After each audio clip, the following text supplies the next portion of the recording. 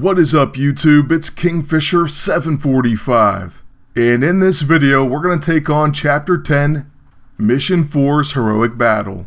This one's going to be between Morbius, Blade, and Dracula with two other vampires.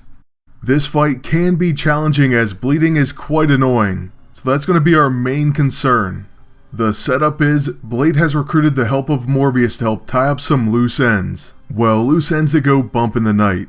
Little did they know their cleanup would lead them to the Prince of Darkness, Vlad Dracula himself. In all, it's going to be a tactician, infiltrator, and blaster. Seems we have an infestation. This is no ordinary clan. Dracula himself is here. A half-breed and a pretender. You dare much. You will accomplish little except your own demise. If I had a nickel for every time someone told me I'd bitten off more than I can chew. Something no one would dare say to the king of vampires. That sounds like a challenge. Okay, so basically for this one, bleeding's going to be the key. And also, I'm assuming the worst thing that can happen is something that Dracula has.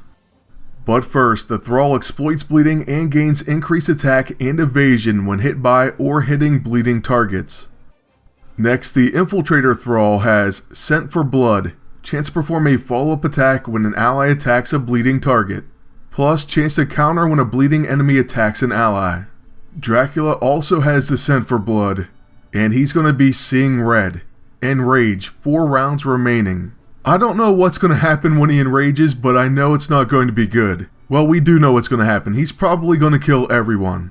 I think he may have had this mechanic before, but either way, we don't want to see this, so we're going to take him down first. There's really no reason not to, but how are we going to combat this bleeding? Well, for our blade, we're going to go ahead and put the Styptic E-ISO, which has Apply Pressure. Bleeding only persists for a single turn. I'm also using the Aggressive E-ISO, which says Melee Attacks Increase Attack. Then we're going to come up with some different solutions for Morbius, so maybe you have some of these E-ISO. First of all, Blood Magic. The Blood Magic E-ISO 8 actually says, bleeding increases damage dealt, plus takes reduced damage from bleeding. So we have that to fall back on, but up front we have Sacred. The Sacred E-ISO 8 says, at 100% health, all damage received is reduced by 75%, and if you have 100% health at the beginning of your turn, you will receive Exalted, immune to attrition and damage over time effects. These are all great anti-bleeding possibilities, so hopefully you have some of them. If not, you can still get this done, it's just going to make things a lot easier. Another option is the Covert E-ISO on Morbius, because believe it or not, his level 1 and counterattacks are going to be a huge source of damage in this fight. This guy's an absolute monster. For this fight, we started with his level 6, which could have helped us out depending on which debuffs the enemy Thrall got. I would also say you could feel free to attack Dracula straight up. Since he's a tactician, that'll give Morbius combat reflexes. Really, you should go for that as soon as possible.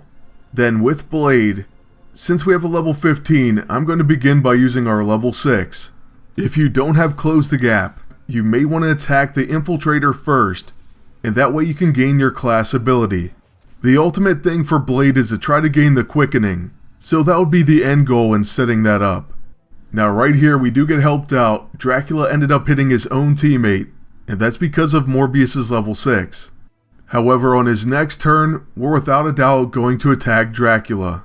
Like I said, his counterattack is going to be a huge source of damage on anyone who ends up hitting Morbius. His level 1, which is also his counter, has deadly crits and exploits delirium. Plus, he has a Scent of Blood, so that means his hits are guaranteed to be critical hits against bleeding targets. He'll also build up his hunger, which is beneficial. It can be dangerous, but he's going to do a lot more damage. So check him out. He's going to start tearing into these enemies. Now Blade, like I said, you want the Quickening for, so you're going to want to use Dead by Dawn on a bleeding target. Here we go with that, and now we should be able to use his level 9 next turn. The other good news is Dracula's very close to fleeing, which he'll do once you get him low on health. Honestly, after this Impaler, we should probably just finish him off. But instead, the Blaster's up next, and we're going to go for him.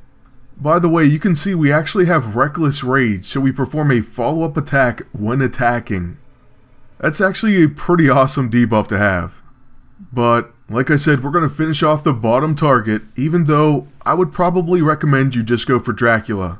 Since we didn't, he gets an extra attack, but that causes a counter, and this basically takes down Dracula. Plus Blade joins in with high stakes. So like I said, he will flee. And then on Blade's turn, we can use his level 9, which actually removes debuffs, plus causes him to take 2 turns. It increases his attack and so on, so it's a really great move. And with those turns, the Infiltrator's not going to be any problem. So there it is, a pretty solid win. We were slightly hurt, but like I said, sometimes you may even lose someone. I think the first time I finished, Blade was knocked out and Morbius won the day. The important thing though is that you win the encounter. There's not like a score challenge or anything else to worry about. Moving on to the roulette, there's going to be an E-ISO for Morbius, the proved E-ISO 8. This grants him improved formula.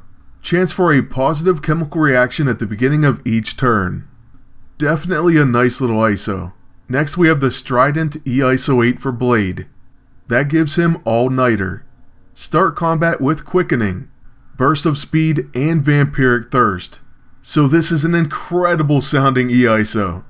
Honestly, that's going to make a huge difference for Blade in PvP. It makes him a pretty awesome hero, and I really would love to try that out. That's actually a kind of revolutionary one, but unfortunately, we're not going to get it, at least for now. We end up with 1 CP. Maybe Dracula bit off more than he could chew. Well, we didn't kill him, so let's not pat ourselves on the back too much. We can pat ourselves a little.